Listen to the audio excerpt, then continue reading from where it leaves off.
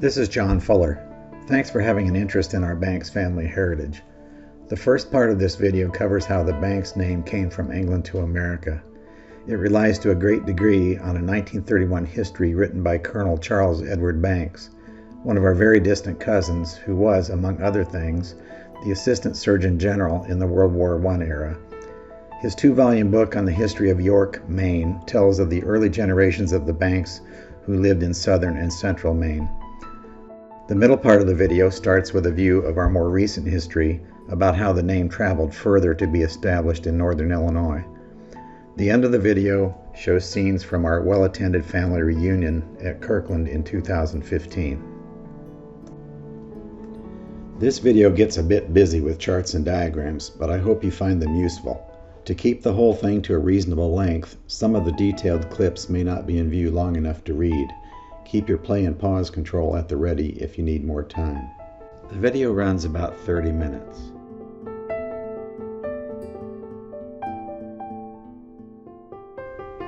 The Banks family name was brought to America around 1642 by Richard Bankes. He came from the village of Alcombe, County Kent, in the southeast of England.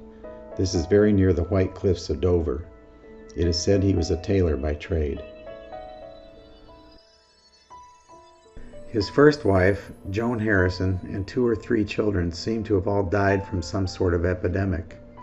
We can surmise that he may have wanted to remove himself from this sadness by seeking a new start in America. His name first appears in Scituate, Massachusetts, but the evidence says he went back to England briefly, perhaps partly to marry Elizabeth Curtis. He and his bride returned to New England, this time settling in York, Maine. Misfortune continued to follow Richard's family, as Elizabeth may have died in childbirth. There is little record of what became of their daughter, Elizabeth. Some records indicate that Richard's third marriage, in 1655 to Elizabeth Alcock of York, Maine, produced 4 sons.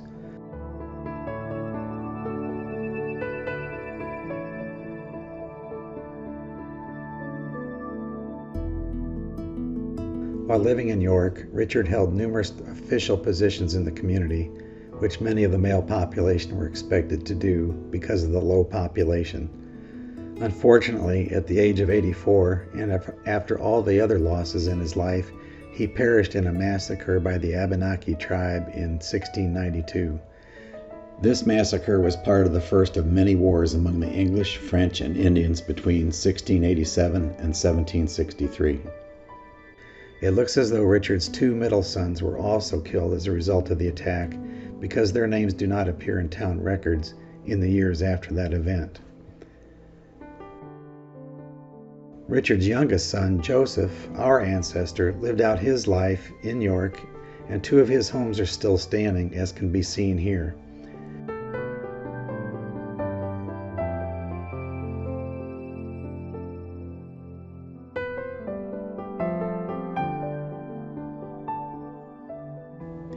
These 2 homes are near the town museum and cemetery, where Joseph's grave can be found, as will be seen in a moment.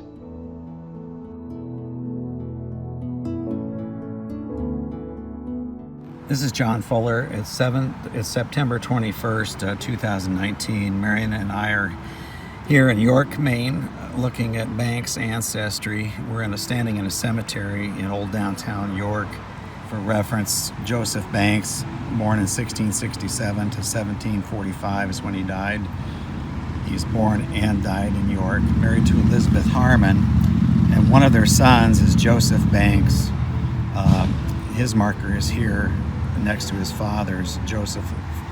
And I'll give you some orientation where these markers are by looking across at the old York Historical Society building across the street here. And the camera's pointed west right now, looking across the street from the cemetery. And we're panning around. That's the bit. And these 2 prominent markers, they lie on a north-south line. The one on the left is on the north. The one on the south is the father, Joseph Banks, born in 1667 to 1745. And we've got some close-ups of that are coming. Over on the north marker is the son Joseph, born in 1711, and he lived about 24 years, it says here.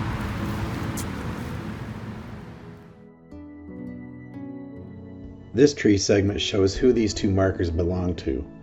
Richard is at the top of the diagram. Our ancestor, Job Banks, grandson of Richard, had a father and a brother, both named Joseph.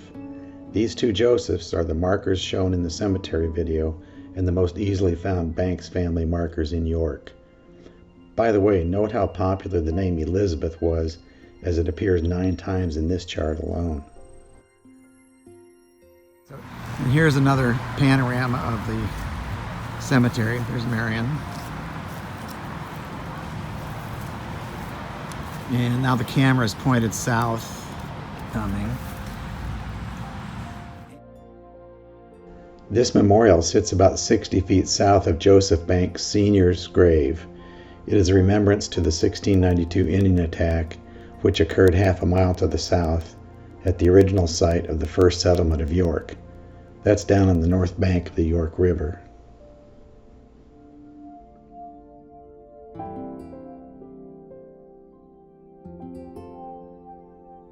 Thanks again to Charlene Banks Hearn for encouraging Marion and me to visit York, where we managed to collect these images. Also, genealogy notes done by Charlene's dad, Charles Banks, helped get this project started. Relatives who wish to visit York and see these sites would do well to preview the website of the Old York Historical Society at oldyork.org.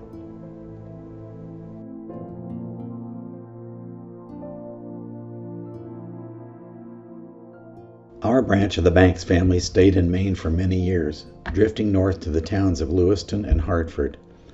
Alfred Banks, in the 6th generation down from Richard Banks, made the big move out of Maine around 1845. He headed west to northern Illinois.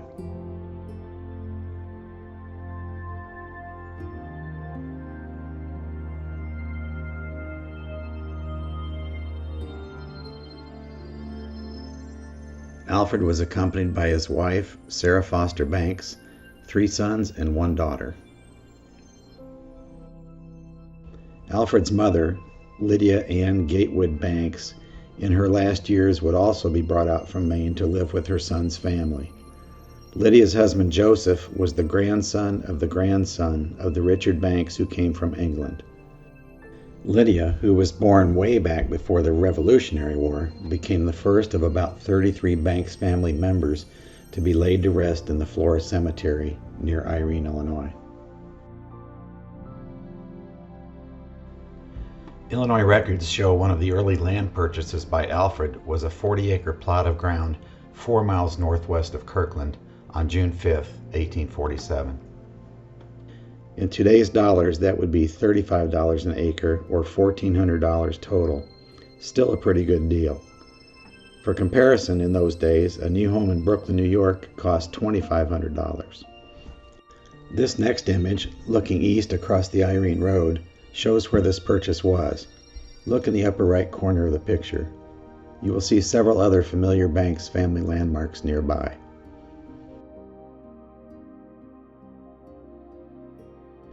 Later that same year, 1847, on December 13th, their 5th and last child, George William Banks, would be the first in our family line born outside of Maine. In 1878, George went on to marry Elva Brown of Genoa, Illinois, a village about 12 miles to the east of the Banks farm. They began growing their family, and over the 19 years between 1879 and 1898, they brought 8 children into the world. And here they all are.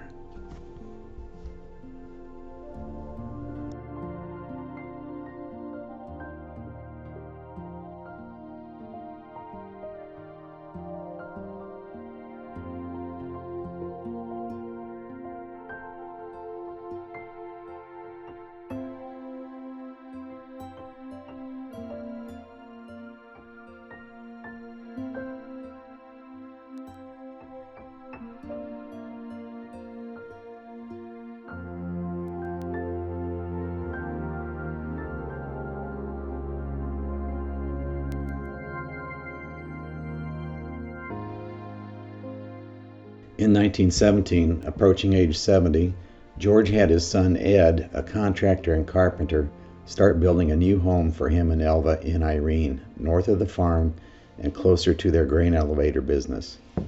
The house was completed in 1920, a period in which the flu epidemic killed about 500,000 Americans. Ed's name in the 1920 U.S. Census, taken on January 17th in Irene, is grouped with George and Elva. January is the same month that George and Elva moved into the new home, as told by Don Banks in the next clips. We've got several of the cousins here: Bobby Deacon Taylor, Les Banks, Don Banks, Randy Lorenz, Mary Myers, Joanne Duncan, John Fuller, Gary Myers is along with us, and Maria, Randy's wife. They just got here today. Looking north down the Irene Road. But everything was delivered at the elevator because they had a lumber yard too, and all the lumber for this. So they started in 1917, so it took 3 years to build. I'm sorry for how this looks, but No, it looks great. I just found it by mistake, so you can read it if you. What's it say? It says, George W. Banks moved into this house in January 1920, built by Edward B. Banks, his fourth son.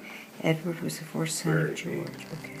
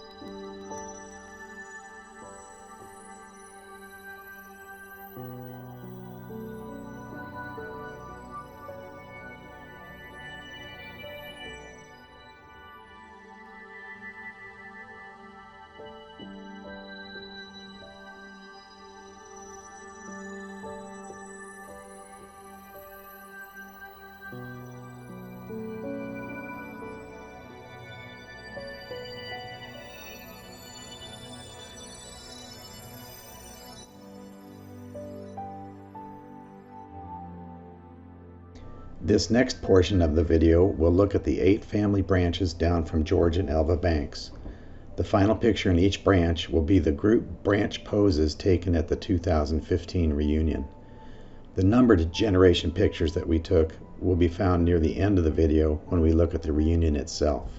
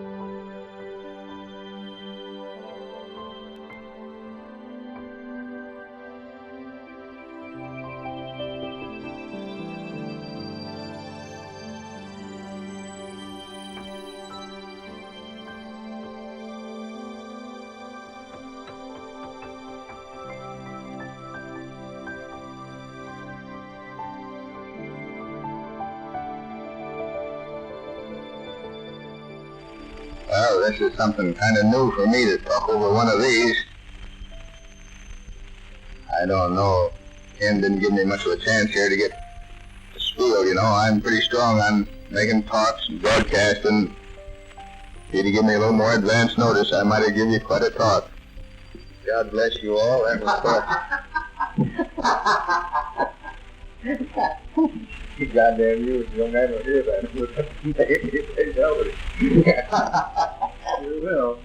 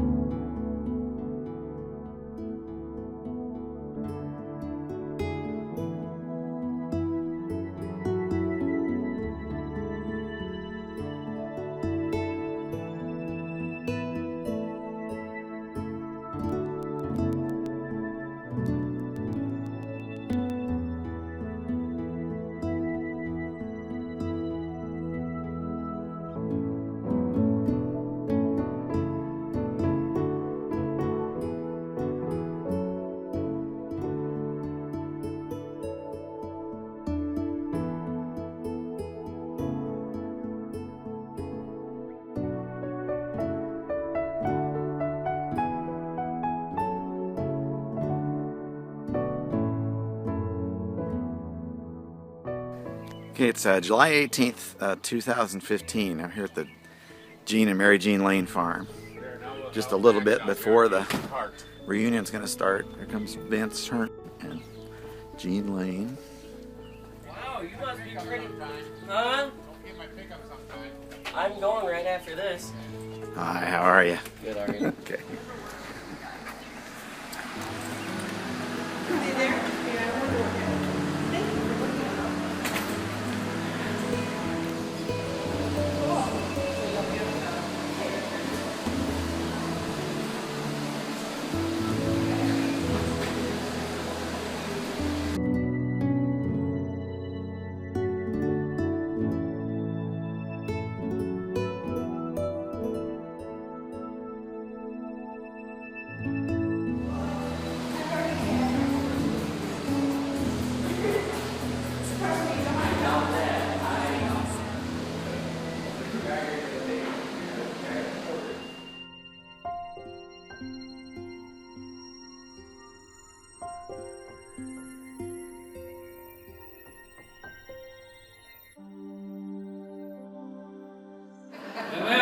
And then one of my favorite uncles of that generation was Uncle Ray, and I'll always remember, I come home from leave in the Air Force, and I was always anxious to see Uncle Ray, so I went over to his house.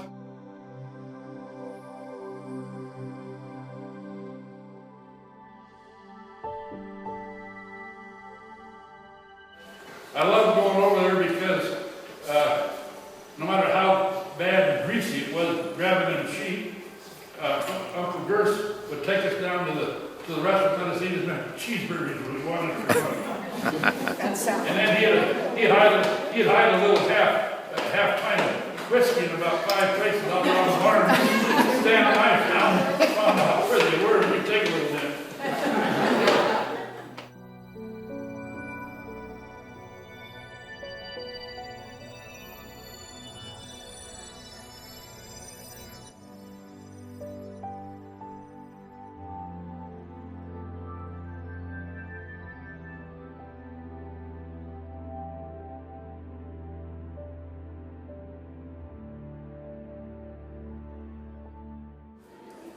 So anyway, see if all you middle-aged guys can relate to this.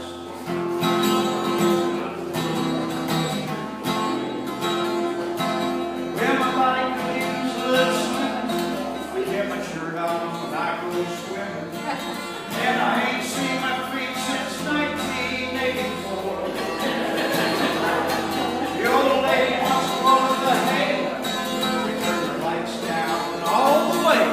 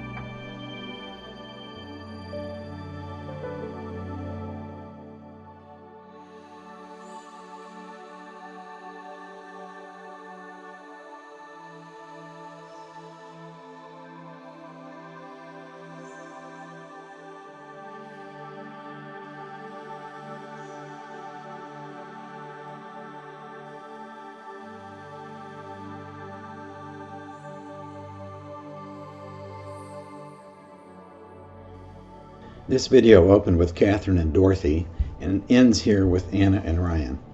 I am left with the hope that some of the youngsters like these two might preserve and relay the family stories ahead to the next generations. Computers and the internet make it much easier to do so nowadays. The chance to visit with the older members of the family and collect the stories will be gone before you know it, so take heed. For some reason, I became one of the receivers for thousands of family pictures, recordings, and letters. 30 years ago seems like yesterday when I first took an interest in the material. We older folks can attest to the acceleration of time and the lack of time for pulling it all together. For those who see gaps, missing persons, or errors in the video, I welcome any notes to set the record straight, although I won't promise an update very soon. If you know of other cousins who would like to see the video, they can find it on my YouTube channel. To go there, simply web search the words Ancestry, Items, Fuller, Banks. These words have been tested on Chrome, Edge, and Safari browsers and will work in almost any order. This may take you to a screen similar to this, and my channel link will usually be near the top of the list. The simplest path is to go to YouTube and enter those search words there. Many brief glimpses of family tree groupings appeared in the video. For those who would like to explore the full version of the tree, I can give a free link to anyone that sends their email address to me. A phone call or text would be best for this at my cell phone, area 239-220-7337. Thanks again for watching.